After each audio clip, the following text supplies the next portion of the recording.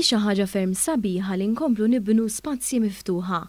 Dan kien is-sentiment ta' sindki li tkellem magħhom dan l-istazzjon dwar l-applikazzjoni ta' żvilupp li daħlet biex is-sit fejn hemm l-impjant tat trattament tal-iskart ta' Sant'Antnin jinbidel fi spazju ġdid aħdar. Dan il-proġett se jagħti kważi 24,000 metru kwadru lura lill-komunità, bini tal-lagħi f'nofs il-proġett għal aktar lok ta' rilassament f'post imdawwar bis-siġar. Nhar il-Ħadd il-Prim Ministru Robert Abela waqt li kien qed jiġi intervistat fost in-nies f'Marsa Xlokk ħabbar li hemm dan l-iżvilupp ġdid favur l-ispazji ħodor f'pajjiżna fost ħafna proġetti oħrajn li diġà twettqu u oħrajn li huma diġà ippjanati li jsiru.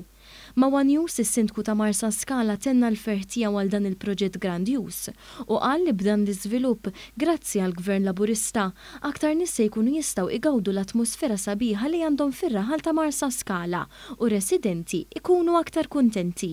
Hija xi ħaġa ferm sabiħa li naraw nkomplu għaddej nibnu fuq spazji ħodor, speċjalment meta inti ħad tagħmel trasformazzjoni ta' miżbla għal-ġnien għal-familja. Fil-fatt issemmew anki xi lakes illi ħajkun hemm u ħaġa oħra tajba ħafna li aħna xi snin ilu bħala kunsill konna wkoll tlabna, konna għamilna request u ħadd gost immens li ntlaqa.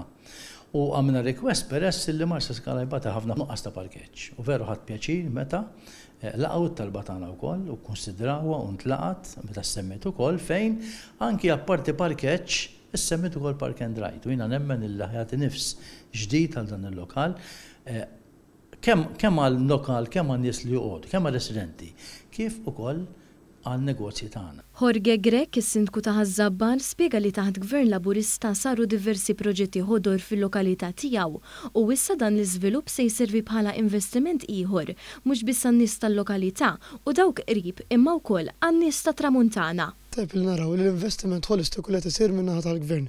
Propju ġo lokalità tagħna sar investiment u l-estensjoni ġdida tal-Park ta' San Clement, tħabbar ukoll il-proġett tal-Park tal-Inwadar u propju wkoll matul il-ġimgħa li għaddiet kien hemm ukoll il-proġett tal-pixxina fin-naħa l-oħra tax-xaqliba tal-lokalità tagħna tal-Kottoniera. Allura ovvjament proġett bħal dan ħajkun investiment ieħor fin-naħa tas-sawt ta' pajjiżna, ovvjament ħajkun qed jagħti post ta' rikreazzjoni kemm għal familji żgħażagħ u dak kollha illi mhux biss huma min-naħa tagħna imma anke n-nies tan-nord biex jiġu lejn in-naħa tagħna tas-sawt. Min-naħa tagħha Doris Abela, Sindku taż-Żejtun, lokalità oħra fil-qrib tal-impjant ta' Sant'Antnin, tenniet kemm l-ispazji miftuħa f'pajjiżna huma importanti u ringrazzjat lil dan il-Gvern tax-xogħol siwi li qed jagħmel fin-naħa t'isfel ta' Malta.